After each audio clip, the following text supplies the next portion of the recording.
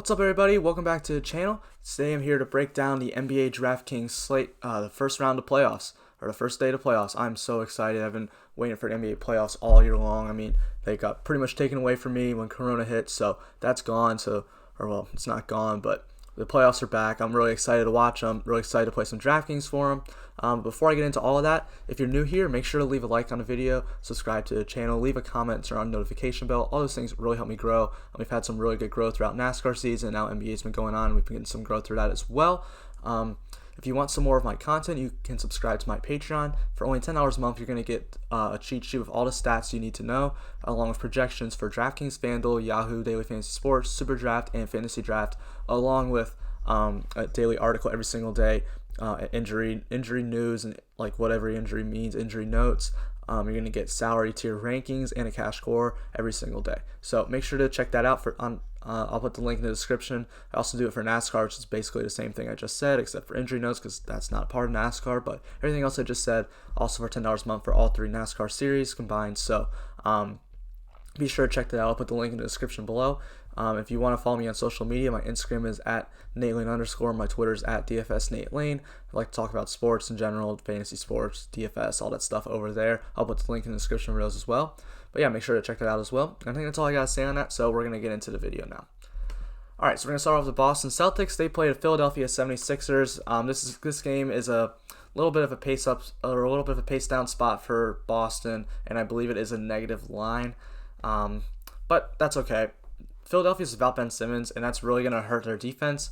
And especially it's going to hurt their defense in the backcourt, and I think guarding Jason Tatum too. I think this is going to be the biggest beneficiary actually from no Ben Simmons, because Ben Simmons is a 6'10" point guard, but it doesn't necessarily mean he's always guarding the backcourt. If there's like a really good wing or forward player, Simmons will match up with them, and that's Jason Tatum on the Celtics. So I think a lot of people are going to stay off Tatum today because he is 8,500, which is a good salary for him. It is a tough overall matchup in Philly, but I mean, I want to play some Jason Tatum. He's a high usage player. We know he's been like gradually getting better all season long, and I mean, before COVID hit, he was turning kind of into like a star, and this is really where he needs to break out in the playoffs. So what better team against a rival in Philadelphia, and now you have a matchup that isn't as bad as it usually looks.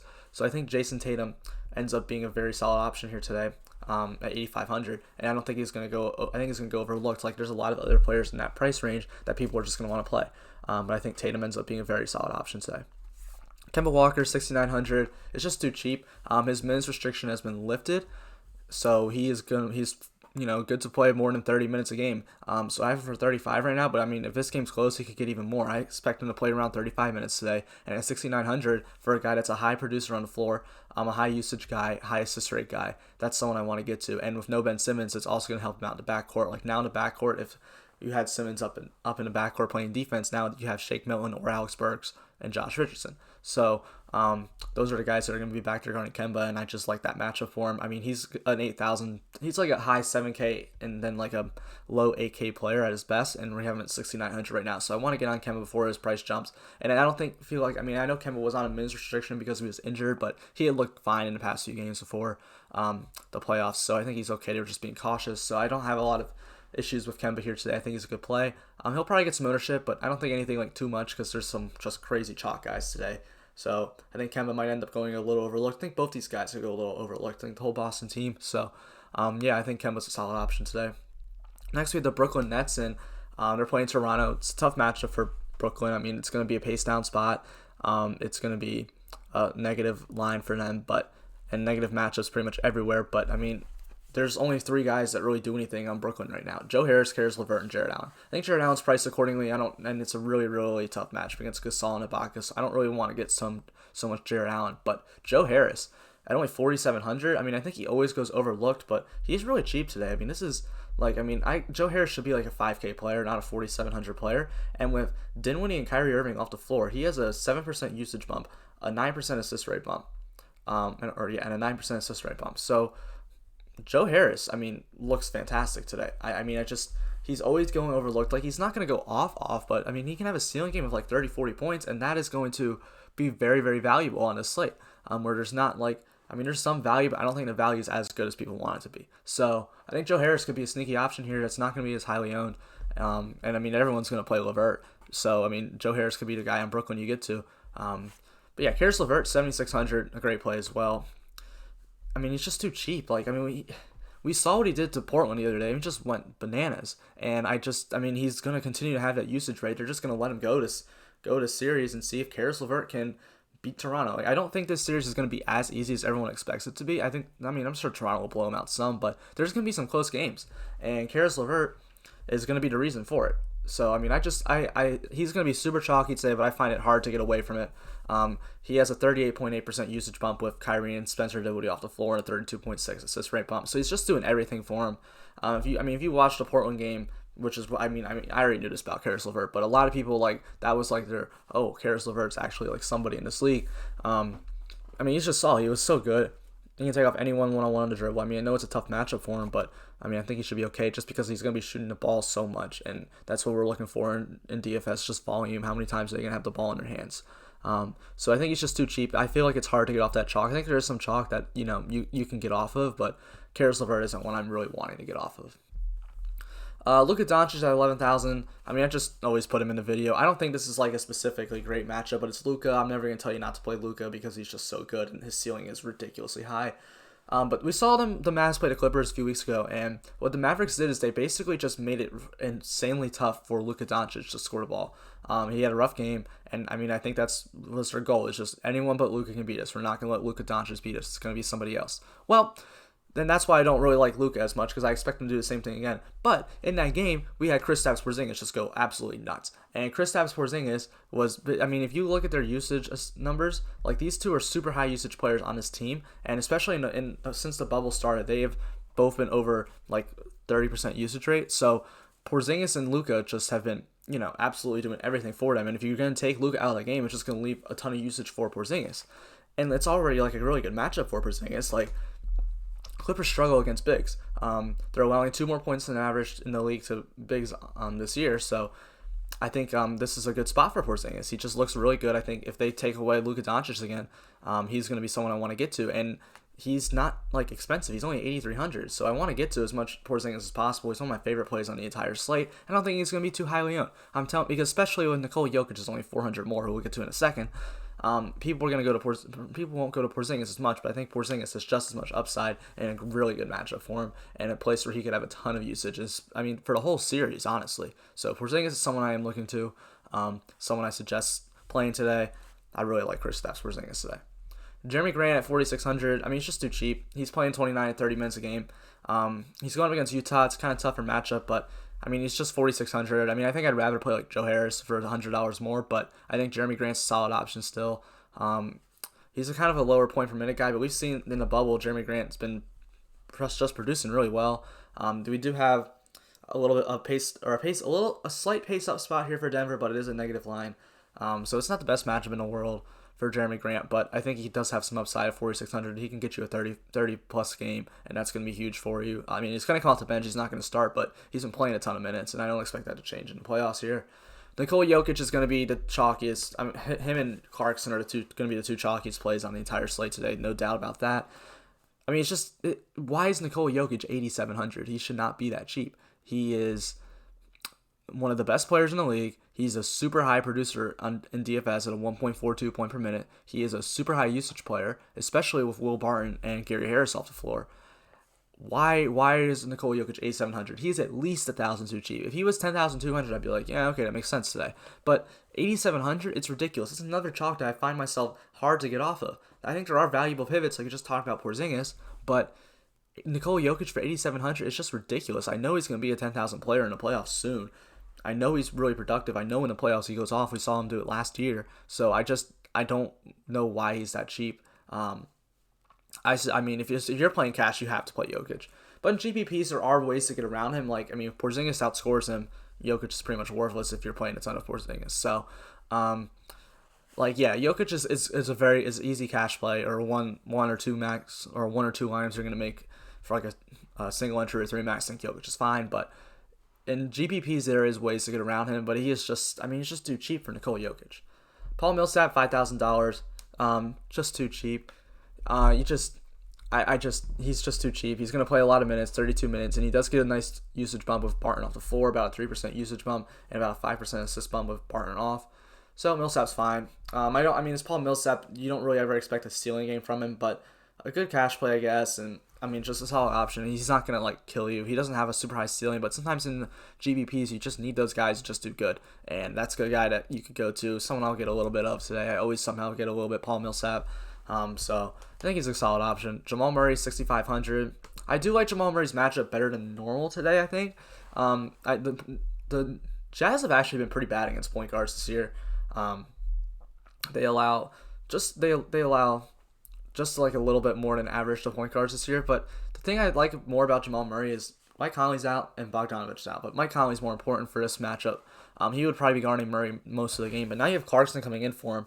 And if Mitchell or Clarkson's guarding him the whole game, like that's such a great matchup for Jamal Murray. Both those guys are not good defenders, especially Jordan Clarkson. But Mitchell isn't either. And if that's the matchup Jamal Murray gets the whole game, yeah, I want to go to that. I think he's going to be lower, and I don't think anyone's going to play him because everyone's looking at Nikola Jokic on Denver today. And I mean, usually people just don't play anybody against the Jazz. But I think Jamal Murray has some upside. I mean, we know he has the upside to get like a triple-double. We know he can score. If he gets hot, he can score a ton. So I think Jamal Murray is a solid option today and someone I want to get to today. Michael Porter Jr. 7,100. I'm interested to see how he handles the playoffs. I'm really not too high on him, but I will have to say, I mean, it's just been going nuts recently. I mean, he could keep that up. We saw him go off against Utah earlier in the bubble, so he's a fine option. Not the best matchup in the world, but he's a high point per minute producer, 7,100. Feels like the right price for him, especially if Murray on the floor, his usage isn't as high. But Porter's still a good option. I think he has that ceiling that like you just want to target in GPPs. Next, we got the LA Clippers. They are facing off against the Dallas Mavericks. And I'm going to start with Kawhi Leonard because I think Kawhi Leonard is kind of a priority for me on the slate today because he's 9,800, and we just know Kawhi Leonard, playoff Kawhi Leonard is different. We know he's going to turn up the intensity. We know he's going to turn into one of the top 2 or 3 best players in the world when he gets all those minutes. And I just know by the end of the playoffs, he's going to be an 11K player. So I want to get some Kawhi Leonard while he's still cheap. And he plays against Dallas today, which it is a slight pace down spot, but it is a positive line for him.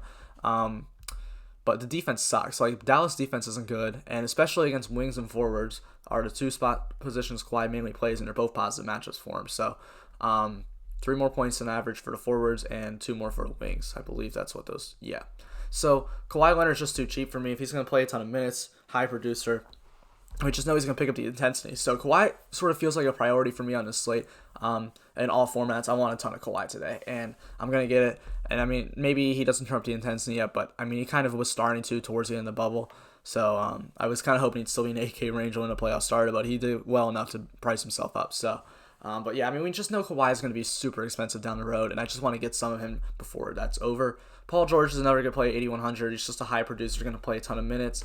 And, I mean, Paul George, never really been known as a great playoff performer, but maybe alongside Kawhi Leonard, he's fine. I'd rather play Kawhi, but I think Paul George is still a very solid option. If Patrick Beverley misses, Paul George does get a nice assist rate bump.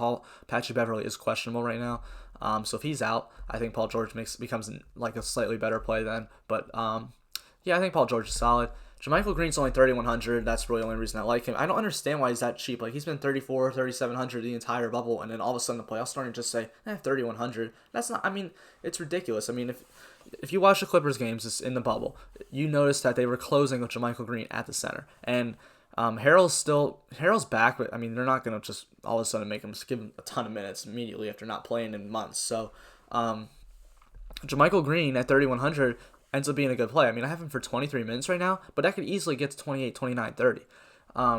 Because if they really liked that closing lineup where they ran out, I think it was either Reggie or Luo, but it was a guard, and it would probably be Pat Bev now. But so a point guard, then Paul George, Kawhi, Marcus Morris, and JaMychal Green was their closing lineup, and I think it did very, very well. I forget which team they were playing against that, and I know they said they wanted to try it out, and they really liked that. So I think JaMychal Green, if that's the case, could be in a closing lineup for 3,100. I want to get that. So I think some JaMychal Green is something I'm very interested in today. Reggie Jackson's only 3,600. That's too cheap, again, especially if Pat Bev misses. If Pat Bev plays, don't play Reggie Jackson. It's just pointless at that point. But, yeah, Reggie Jackson should see about 25 to 30 minutes if there's no Pat Bev. And at 3,600 and a good matchup against Dallas, I do like to get there. Alec Burks is 3,900. And Jordan Clarkson's 3,800, and Jordan Clarkson's going to be mega chalk today. So we have to, I mean, I don't really want to get there as much in GPPs. If in cash you're going to play Clarkson, we'll talk about Clarkson. But Alec Burks is a good pivot off of him, in my opinion. I mean, only 3,900. I haven't. He'll play a lot of minutes off. He'll probably not start the game, but he could close it. There was also a game, I think it was against Orlando, when Alec Burks closed the game instead of Shake Milton. He's better than Shake Milton. He should be starting instead of Shake Milton. But Burks comes off the bench. He should close this game. He should play a lot of minutes, and he's a decent producer, a .95 point per minute producer at 3,900. He's going to play a ton of minutes. I want to get there. And Boston's one weakness on defense, I believe, is against the point. It's either combo or point guards. So I think it's against point guards. And Alec Burks, if he's in the closing lineup, is playing point guard for him. So I do like that. Kemba's not an elite defender or anything, and coming off injury, maybe even better matchup for Burks. So it is a little bit of a pace-up spot and a positive line for Philadelphia as well. So I do like Alec Burks today. And then Joel Embiid is the biggest beneficiary of Ben Simmons being out usage-wise. He's 10,200, which is a little bit expensive, and everyone always likes to say that Boston's such a good matchup against bigs because Tice is down there, but Tice is a good defender, and he's been doing a pretty good job all year guarding big men. But without Simmons on the floor, Embiid gets a 5% usage bump, he gets a 6% assist bump, and he gets a 2% rebound rate bump. So yeah, Joel Embiid looks great today. I mean, I don't. I wish it was a little bit cheaper. I'd just rather pay 400 or less for Kawhi Leonard, but when you're starting to look at getting a little bit different, everyone's playing Jokic today. But Embiid's getting a massive usage bump today. A massive usage bump. And Jokic is playing against Rudy Gobert. Rudy Gobert is, the best defensive center in the league. So there's ways to get off of him, and Joel Embiid's a way to get off of him, be a little bit different. So I think Embiid's a solid play. I mean, everyone, I know he kind of struggled down the stretch in the bubble, but it's the playoffs now. He'll pick it up a little bit, I'm sure. But yeah, I think Joel Embiid's a good play. Now we're going to go to Toronto Raptors, where OG Anunoby's only 3,500. Another super chalky play. And another good play for cash. I'm playing OG Anunoby in cash just because he's so cheap, and everyone's going to play him. If you don't have him, he goes off, you're screwed. So play OG Anunoby in cash. But I don't think I want to get to him at all in tournaments, honestly. The ceiling's there for OG Anunoby, but he so rarely hits that ceiling. He's a .8 point per minute guy and a low usage player. And I mean, I know he's 3,500 in a good matchup, but that's sometimes those super cheap guys are just not the best, in my opinion.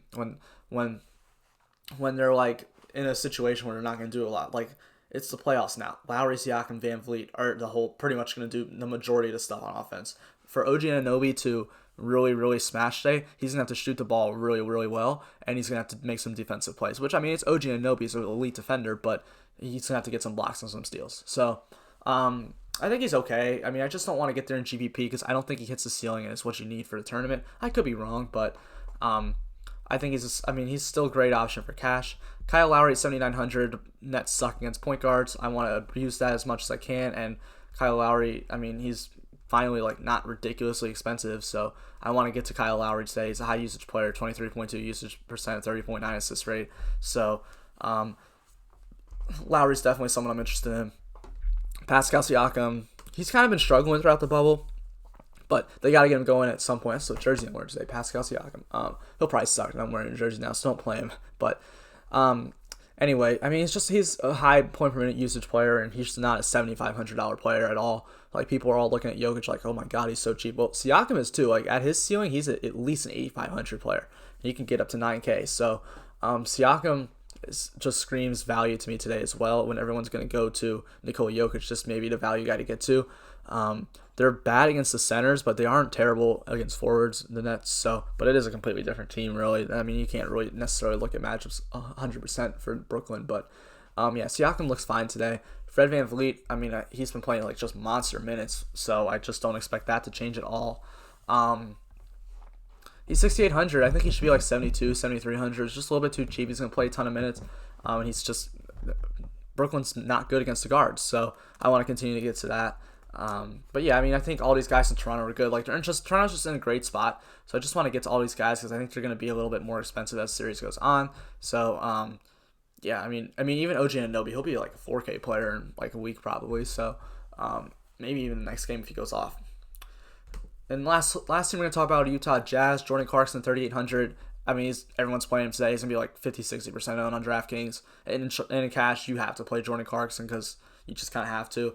But, I mean, he's going to start for Mike Conley today. And Jordan Clarkson is a high usage player, 25.8. It'll drop a little bit. But, I mean, the thing about Clarkson is, he's going to search his shot. He's going to find his shot. He's not just going to shy away and not shoot the ball. He's going to shoot it a lot.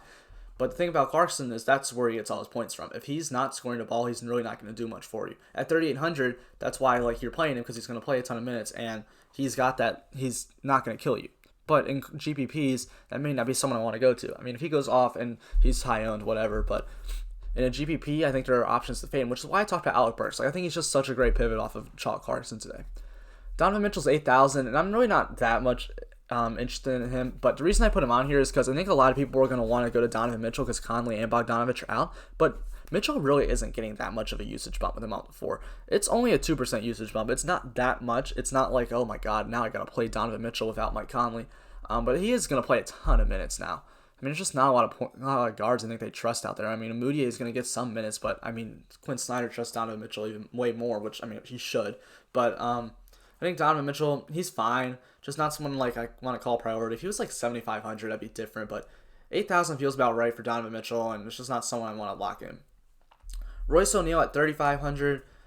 Oh man, I think he's gonna get some ownership too because he's 3,500. He's gonna play a ton of minutes today, but such again like I talked about Anunoby, but like even worse, just a super low 0.68 point per minute guy, and with I mean he's normally a 9.5 usage guy. He's 11.4 of these guys off the floor, but that's just not what I want to go to. So I mean I think he's gonna be chalky. Royce O'Neal probably will be, but I'm probably gonna avoid him. In cash, I think he's fine again, but in GBPs he's not someone I want to go to. But yeah, I think that's really all I got to say in this video. I hope this was really useful for you today. I hope you guys find some good plays. Make sure to pay attention to news. It's not like last week where you had to be like locked in, but there's still news that's going to go around that you should probably pay attention to. So hope you guys found this video useful. Hope you guys make some money this weekend or this whole week playing basketball. Make sure to leave a like, subscribe to the channel, turn on notification bell, leave a comment, subscribe to the Patreon if you want. Follow me on social media. All those things really help me out, really help me continue to grow. Thank you guys so much. Good luck today.